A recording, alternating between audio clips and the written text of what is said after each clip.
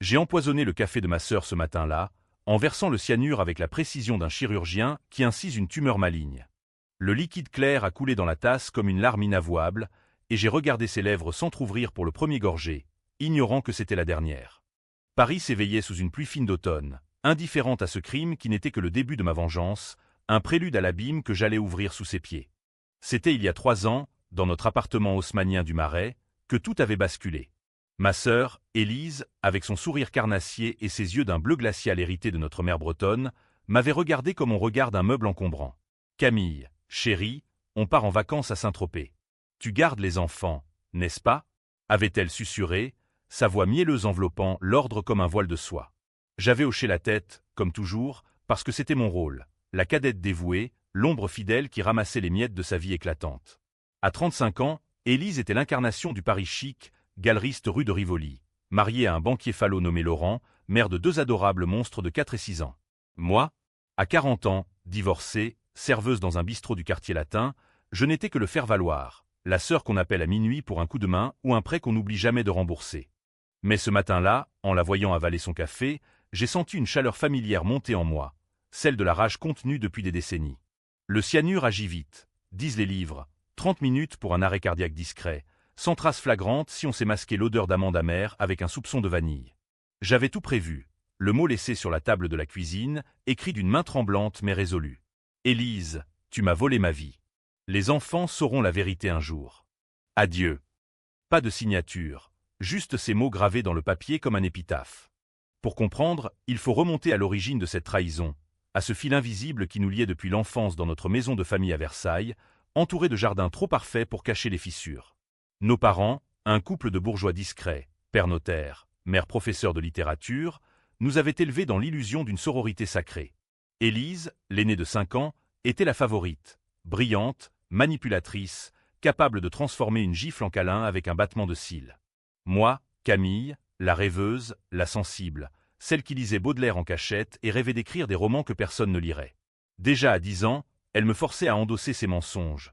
Un vase brisé devenait ma faute, une note volée dans mon cahier la sienne, mais punie sur ma peau. « Tu es faite pour ça, petite sœur », me chuchotait-elle. « Porteur le poids, c'est ton talent. » La première fissure sérieuse apparut à 18 ans, quand notre père mourut dans un accident de voiture sur la 6, près de Lyon.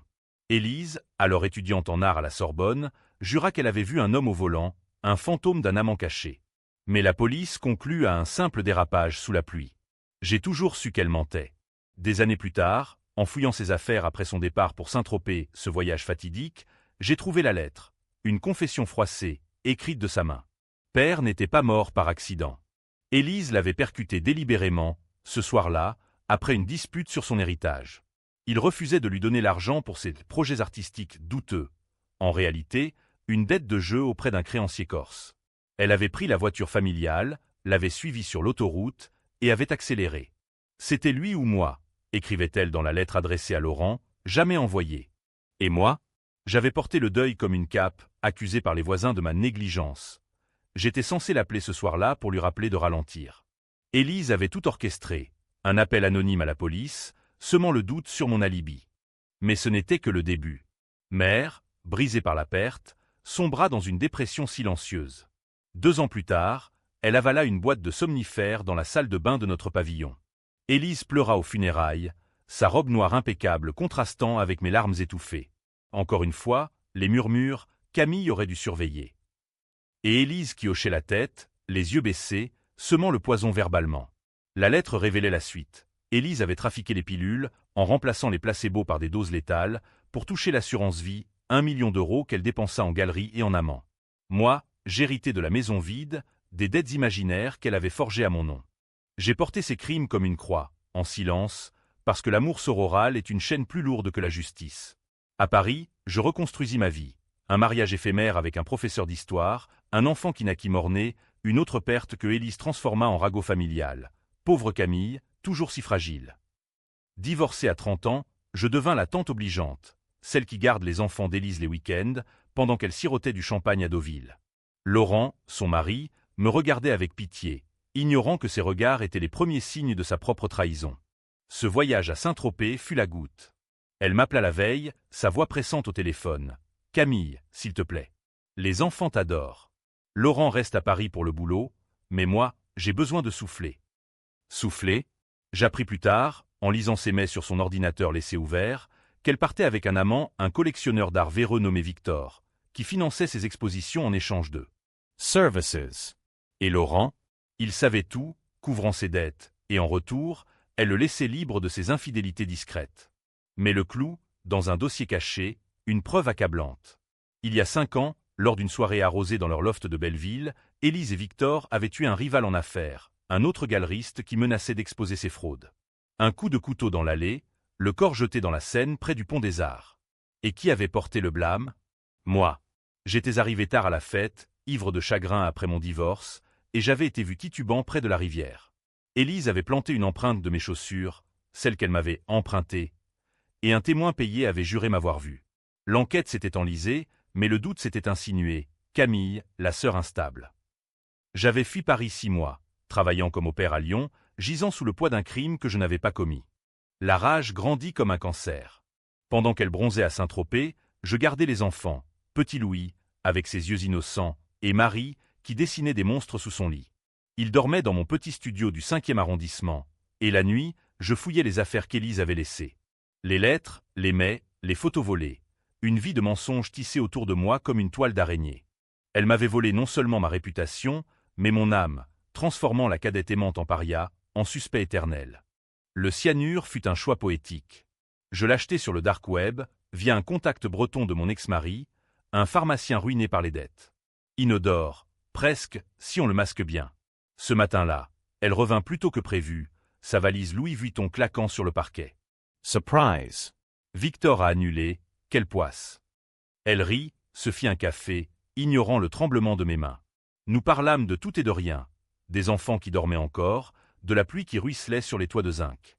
Puis, la tasse à mi-chemin, ses yeux s'écarquillèrent. Camille. Qu'est-ce que? Elle s'effondra, le corps secoué de spasmes, les veines saillant comme des cordes tendues. Je la regardai mourir, assise en face d'elle, et pour la première fois, je me sentis libre. Le mot était là, sur la table, accusateur. Mais ce n'était pas la fin. La vengeance n'est pas un coup de poignard. C'est une symphonie, et j'en étais à peine au premier mouvement. Les sirènes hurlèrent dans la rue étroite du Marais 2 heures plus tard, quand le voisin du dessous, alerté par un bruit sourd, appela la police. J'étais encore là, immobile sur le canapé défoncé, les mains croisées sur les genoux comme une veuve à un enterrement. Les enfants se réveillèrent en pleurant, Louis agrippé à ma jambe, Marie murmurant « Tati, pourquoi maman ne bouge plus ?» Je les serrai contre moi, murmurant des banalités. « Un accident, mon cœur, tout va bien. » Tandis que les agents en uniforme envahissaient l'appartement, leurs bottes piétinant le tapis persan taché. L'inspecteur principal, un homme bedonnant nommé Duval avec une moustache jaunie par le tabac, me fixa d'un œil suspicieux dès l'instant où il franchit la porte. « Madame Lefebvre, vous êtes la sœur ?» Sa voix était rauque, imprégnée de l'accent marseillais qu'il n'avait jamais perdu malgré ses années à la PJ de Paris. J'hochai la tête, les larmes coulant sur mes joues, pas de crocodile, non, mais de celles qui viennent quand un poisson vole. Il lut le mot à voix haute, sa lecture heurtée comme un verdict, « Élise, tu m'as volé ma vie. » Les enfants furent emmenés par une assistante sociale, leurs cris résonnant dans l'escalier comme un chœur grec maudit. Duval m'interrogea pendant des heures dans une salle grise du commissariat du 4e, sous les néons qui clignotaient comme des paupières fatiguées. Le cyanure, c'est rare, madame. Vous saviez qu'elle en avait chez elle? Pour ses expériences artistiques, soi-disant. Élise collectionnait les poisons anciens pour ses installations. Des flacons d'arsenic et de belladone exposés dans sa galerie comme des reliques. Mais moi, j'avouais tout, d'une voix monotone. Le café, le mot, la haine. Elle m'a détruite, inspecteur. Père, mère, mon mariage. Tout. Il nota, dubitatif, mais ses yeux s'adoucirent quand je mentionnai les enfants. On vérifiera vos allégations. En attendant, vous restez en garde à vue. La cellule était un cube de béton froid, imprégné d'odeurs de sueur et de désinfectant. Allongé sur la couchette dure, je repensai à Laurent. Il arriva le soir même, hagard, son costume froissé comme s'il avait dormi dans un fossé. À travers la vitre du parloir, il me dévisagea, les veines du cou pulsant de rage contenue. « Que as-tu fait, Camille ?» Élise. Elle était tout. Tout? Je ris, un rire sec qui fit sursauter le gardien. Demande-lui, Laurent. Ou mieux, fouille ses mets. Victor, les dettes, le galeriste dans la Seine. Et toi, complice muet. Ses yeux s'écarquillèrent, il savait, bien sûr. Il avait toujours su. Les enfants. Ils ont besoin de toi maintenant. Mais si tu parles. La menace plana, implicite, silence pour l'héritage, pour la façade. La presse s'empara de l'affaire comme un vautour d'une carcasse. Sœur empoisonneuse au cœur de Paris, titra Le Monde, avec une photo d'Élise radieuse à une vernissage. Les réseaux sociaux bouillonnaient, meurtre fraternel trending, des féministes criant au patriarcat refoulé, des conservateurs invoquant la décadence morale. J'étais la méchante, la frustrée, la femme qui avait craqué. Mais certains, une minorité, fouillèrent plus profond. Un blogueur anonyme posta des extraits de la lettre sur pair, et soudain, les doutes germèrent. Étaient-ce de la légitime défense? Une vengeance justifiée? Les plateaux télé s'enflammaient. La sororité toxique, reflet de notre société, clamait une sociologue sur France Inter. Libéré sous caution après une semaine. Laurent avait payé, pour les enfants, je retournai dans mon studio, transformé en mausolée. Les meubles d'Élise traînaient encore, imprégnés de son parfum capiteux, jasmin et musc. Les petits vinrent habiter chez moi, placés par le juge. Louis construisait des tours de Lego instables, Marie dessinait des silhouettes noires avec des couteaux. « Tati est une héroïne », demanda-t-elle un soir, crayon à la main. Je souris, évasive. Héroïne ou monstre? La ligne est fine, comme l'arête d'un couteau. La vengeance ne s'arrête pas à un corps. C'était le deuxième mouvement, démanteler l'empire d'Élise. Sa galerie, l'ombre bleue, rue de Birague, était son joyau, des toiles abstraites volées ou falsifiées, vendues à des millionnaires crédules. Victor, l'amant, y régnait en maître, un quinquagénaire au crâne rasé et aux tatouages de mafieux italiens. Je m'y rendis incognito, sous un chapeau et des lunettes noires, posant comme une cliente potentielle. Une pièce sur la trahison familiale, demandai-je à l'assistante, une gamine de 20 ans aux piercings excessifs. Elle me guida vers un tableau hideux, des silhouettes entrelacées dans du rouge sanglant. Élise disait que c'était inspiré de sa sœur, gloussait-elle. Inspiré? Volé à mes carnets d'esquisses, ceux que j'avais brûlés après mon divorce. Victor surgit alors, sentant le requin dans l'eau trouble. « Madame, vous ressemblez à quelqu'un. » Son accent provençal roulait comme un tonnerre lointain. Je retirai mes lunettes, le fixant droit dans les yeux. « À la sœur d'Élise, oui. Celle que vous avez aidée à enterrer un corps il y a 5 ans. » Il blêmit, reculant d'un pas. Nous négociâmes dans son bureau, derrière des rideaux de velours pourpre. « Qu'est-ce que tu veux? L'argent? Les enfants? » Je secouai la tête. « La vérité. Et ta ruine. » Il rit, nerveux, mais accepta. Des documents falsifiés, des transferts bancaires prouvant les fraudes d'Élise. En échange, mon silence sur le meurtre du Pont des Arts. Mais j'avais déjà copié tout sur une clé USB, envoyée anonymement à Duval. Les semaines suivantes furent un tourbillon. La galerie ferma sous enquête pour blanchiment. Victor arrêté à l'aéroport, en route pour Nice avec une mallette de cash. Laurent, acculé, avoua son rôle. Il avait couvert les dettes d'Élise pour protéger sa propre carrière, ignorant les détails sanglants. J'étais faible, Camille. Pardonne-moi. Pardon? Je le laissai partir, divorcé et ruiné, vendant leur appartement de Passy pour payer les avocats. Les enfants restèrent avec moi, et dans leurs yeux, je vis l'innocence que Élise avait souillée. Pourtant, le doute s'insinuait. Était-ce justice, ou juste une spirale de violence? Les nuits, je rêvais d'elle, Élise se relevant, le cyanure inversé, me forçant à boire à mon tour. Et si j'avais été le monstre tout du long? L'hiver s'abattit sur Paris comme une malédiction biblique, la Seine gelée reflétant les lumières tamisées des ponts comme des éclats de verre brisés. Les enfants s'adaptaient, ou du moins feignaient-le. Louis apprenait à faire des crêpes sans brûler la cuisine, Marie lisait mes vieux exemplaires de Victor Hugo, soulignant les passages sur la haine fraternelle dans Les Misérables. Moi, je naviguais entre le tribunal et le bistrot, où mes collègues me servaient des regards obliques, la tueuse en série du Marais, murmurait-il en servant des croque-monsieur aux touristes. Duval me convoquait régulièrement, son bureau encombré de dossiers jaunis. Vos preuves sur Élise. Elle colle. L'accident du père? Pas si accidentel. Mais le cyanure, Camille.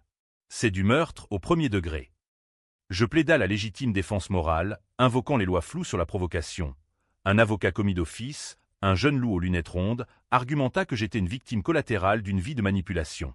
Le procès devint un cirque médiatique. Journalistes campant devant le palais de justice de l'île de la Cité, pancartes brandies par des groupes de femmes en colère, justice pour les sœurs trahies, contre peine de mort pour les empoisonneuses. France 2 en fit un docu-série, Sang fraternel, où des experts disséquaient notre enfance comme un cadavre sur la table d'autopsie. Élise était une narcissique pathologique, diagnostiquait une psy. Camille, une borderline vengeresse. Qui avait raison? Les sondages en ligne divisaient le pays. 52% pour la clémence, 48% pour la prison à vie. Laurent réapparut alors, comme un fantôme mal enterré. Il m'attendait à la sortie du tribunal un après-midi de février, la neige fondant en flaques sales sur le trottoir. « Les enfants te manquent », dit-il, tendant une photo de Marie à un anniversaire passé. Ses yeux étaient cernés, sa voix brisée. L'homme autrefois si sûr de lui, réduit à un époux abandonné. « J'ai tout perdu, Camille. La banque m'a viré, les amis m'évitent.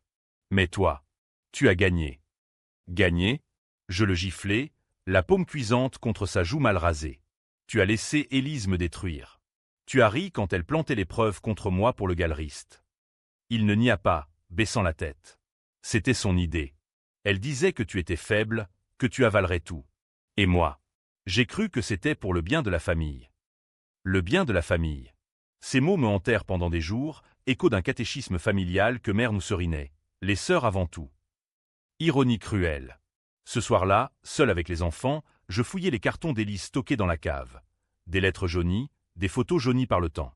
Une enveloppe scellée attira mon œil, adressée à moi, datée d'il y a 10 ans. À ouvrir après ma mort, écrivait-elle d'une plume élégante. Les mains tremblantes, je l'ouvris. Dedans, une confession plus sombre encore. Non seulement les meurtres de père et mère, mais la révélation que j'étais. Pas sa sœur. Notre mère avait une liaison avec un amant italien pendant sa grossesse. Moi. Élise l'avait découvert à 16 ans, fouillant les journaux intimes, et avait juré de me le cacher pour me protéger. Mais la haine avait grandi. Tu n'es pas du sang Lefèvre, Camille. Tu es une imposture, et je t'ai fait payer pour ça. Les crimes? Des leçons. Porte-les, comme tu portes ton bâtardise. Le monde bascula. Pas sa sœur. Une étrangère dans ma propre peau. La rage revint, plus aiguisée, un scalpel plutôt qu'un marteau. Victor, depuis sa cellule à Fresnes, m'envoyait un message via un avocat véreux. Elle t'a menti jusqu'au bout. Joins-toi à moi pour la suite. La suite? Il voulait riposter, salir mon nom davantage, pour couvrir ses propres traces. Je refusai, mais l'idée germa, une contre-vengeance, plus subtile. Le troisième mouvement fut orchestré dans l'ombre des catacombes, littéralement. Paris souterrain, ce labyrinthe d'os et de secrets, devint mon allié. J'y descendis un soir de printemps, guidé par un ancien client du bistrot, un rat des tunnels nommé Pierre, qui connaissait les passages oubliés sous le Panthéon. Là, dans l'humidité glacée, entouré de crânes empilés comme des regrets, je planifiais la chute de Laurent et Victor. Des faux témoignages, des virements fantômes, j'utilisais les compétences d'Élise, apprises à force d'espionnage familial. Un mail anonyme à la banque de Laurent, prouvant ses détournements pour payer les dettes d'Élise. Une photo truquée de Victor avec un mineur, envoyée à la presse People. La contre-attaque frappa vite. Laurent fut arrêté pour fraude, menotté devant les écoles des enfants, un spectacle qui fit hurler Marie dans mes bras. Victor, isolé en détention, se suicida avec une lame de rasoir, laissant une note « Élise était le diable ».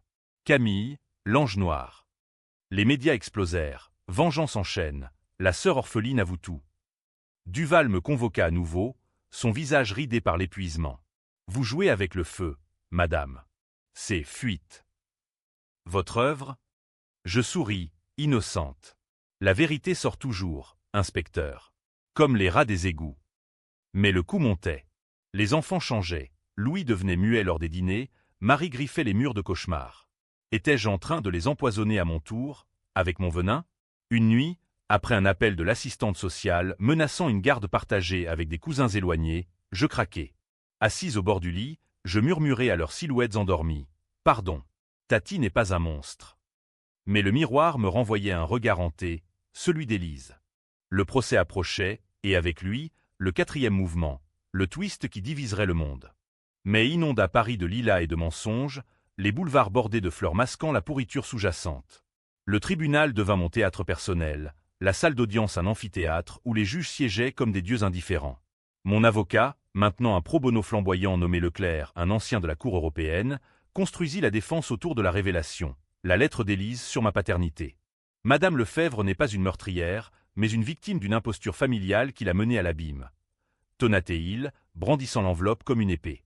La salle bruissa. Une jurée, une femme d'une 50aine d'années au chignon serré, essuya une larme. Duval, en témoin, contredit mollement. Les preuves sont accablantes, mais les circonstances atténuantes. Laurent témoigna contre moi, bien sûr, l'homme piégé cherchant à sauver sa peau. Élise était manipulatrice, oui, mais Camille. Elle a planifié ça. Le mot, le poison. C'était froid. Froid, je le fixais depuis le banc des accusés, nos regards se croisant comme deux lames. Les enfants furent amenés, protégés par des paravents, pour déclarer « Tati nous aime ». Maman. Elle criait beaucoup. Marie, 8 ans maintenant, murmura « Tati a sauvé les monstres ». La presse titra « Les orphelins contre la vengeance ». Les débats en ligne s'enflammèrent, forum Reddit en français pullulant de théories. Camille est une anti-héroïne féministe, vs, une psychopathe qui mérite la guillotine restaurée. Victor mort, son empire s'effondra. La galerie vendue aux enchères, les toiles falsifiées expertisées, révélant des millions en arnaque. Des victimes émergèrent, un vieil aristocrate ruiné, une veuve flouée, témoignant contre l'ombre d'Élise. Elle m'a promis l'immortalité artistique et m'a pris ma fortune, sanglota un sculpteur sur BFM. Je devins, par procuration, leur avocate vengeresse. Mais en privé, le doute rongeait. La lettre sur ma naissance, était-ce vrai? J'embauchai un détective privé, un ex-flic nommé Moreau, pour creuser les archives de mère à la bibliothèque de Brest.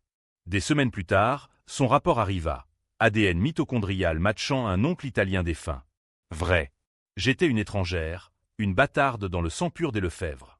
Élise m'avait haï pour ça, me forçant à porter ses péchés comme une pénitence imméritée.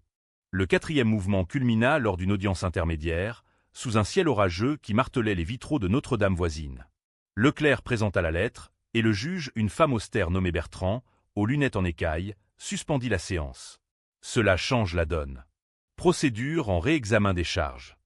La salle explosa en flash. Dehors, des manifestants s'affrontaient. Pro-Camille avec des pancartes « Fraternité toxique égale meurtre lent ». Anti avec « Justice pour Élise ». Pas d'excuses au poison.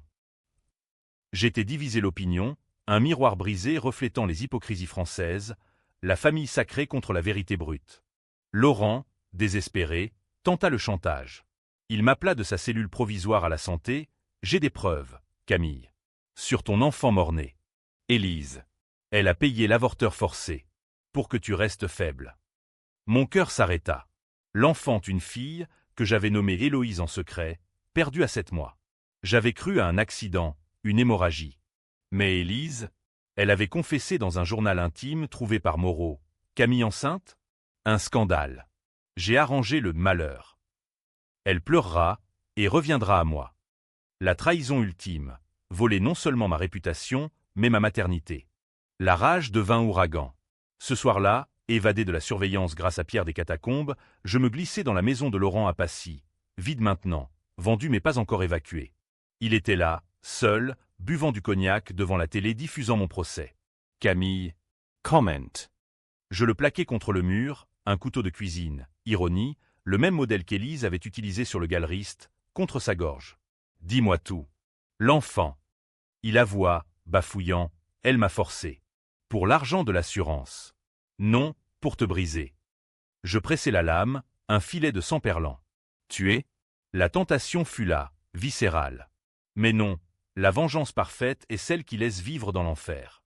Je le laissai ligoter, appelant Duval anonymement pour le découvrir. Laurent fut accusé de complicité dans l'avortement forcé, un crime rare, mais punissable. Les enfants, apprenant par bribes, me regardèrent différemment, admiration mêlée de peur. « Tati, tu vas nous quitter comme maman ?» demanda Louis. Je promis que non, mais le mensonge pesait. Le procès reprit en juin, sous un soleil impitoyable. Le verdict pendait, et avec lui, le twist final. Juillet embrasa Paris d'une chaleur moite, les fontaines de la Concorde bouillonnant comme des veines ouvertes. Le palais de justice, ce monstre de pierre du 19e, suintait l'histoire, jugement pour trahison, pour régicide, et le mien s'y inscrivait comme une note discordante. Le jury délibéra 3 jours, isolé dans une chambre aux murs tapissés de lois oubliées. Dehors, la foule grossissait, intellectuels citant Camus sur l'absurde de la vengeance, catholiques priant pour le pardon sororal. Leclerc me coacha, restez humaine, Camille. Pas de triomphe. Humaine, j'avais enterré ça avec Élise. Le verdict tomba un mardi, à 14 heures précises, non coupable, pour insuffisance de preuves directes et circonstances atténuantes extrêmes. La salle hurla, applaudissements, huées, un œuf lancé qui s'écrasa sur le juge Bertrand. Duval secoua la tête, presque admiratif. « Vous avez gagné, mais à quel prix ?» Libéré, je sortis sous les flashs, les enfants courant vers moi, leurs bras comme des ancres. Laurent, depuis sa cellule, m'envoya un mot, « Tuez le diable maintenant ». Victor mort, Élise enterrée, l'Empire pulvérisé. Mais le twist vint ce soir-là, dans un café du quartier latin, où je sirotais un pastis amer. Un homme s'approcha, grand, cheveux grisonnants, accent italien roulant comme un vin toscan. Camille Lefebvre, ou devrais-je dire, Rossi? Il s'appelait Angelo, fils de l'amant de mère, mon demi-frère, ignorant jusqu'alors. Élise l'avait contacté des années avant, pour qu'il reste silencieux, payé pour l'oubli. Mais ma notoriété avait ravivé les souvenirs.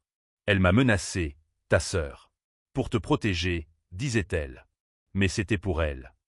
Il tendit une photo, mère, radieuse, avec un bébé, moi, dans ses bras, à Rome, 1985. Le monde vacilla à nouveau. Pas une imposture isolée, mais une famille élargie, un secret qui rendait ma vengeance. Injuste? Élise m'avait menti sur la haine, mais protégée d'une vérité plus cruelle. J'étais aimé, désiré, avant d'être sacrifié. Angelo proposa, recommençons. En Italie. Les enfants. Ils ont besoin d'un oncle. J'hésitais, le cœur déchiré. Accepter? Fuir Paris, cette ville de fantômes, pour une rédemption italienne? Ou rester, porter le poids jusqu'au bout? Les mois passèrent. Je vendis l'appartement haussmannien, empochant l'héritage empoisonné. Les enfants grandirent. Louis devint dessinateur, Marie avocate en herbe, jurant de réparer les injustices. Laurent sortit de prison, brisé, vivant d'aumône dans un studio de banlieue. Il m'écrivit une fois, « Pardon, mais tu as détruit plus que moi. » Peut-être. La vengeance avait libéré, mais enchaîné aussi, à la culpabilité, au regard des autres. Le dénouement? Pas de happy end hollywoodien, ni de BKCH absolu. Un automne gris, je partis pour Rome avec Angelo et les petits, laissant un mot sur la table de la cuisine, écho-ironique, « Paris, tu m'as volé mon innocence. Mais j'emporte mes chaînes. Adieu. » Les médias spéculèrent, fuite ou renaissance. Les débats continuaient, divisant les âmes, héroïnes ou fugitives. Moi, je marche désormais sous les cyprès toscans, le vent murmurant des secrets italiens. Élise hante encore mes rêves, mais maintenant, je lui pardonne, à moitié. La vengeance est un poison qu'on boit soi-même, dit-on. J'en ai survécu, à peine. Et vous, lecteurs, de quel côté êtes-vous? La victime vengée ou la sœur damnée?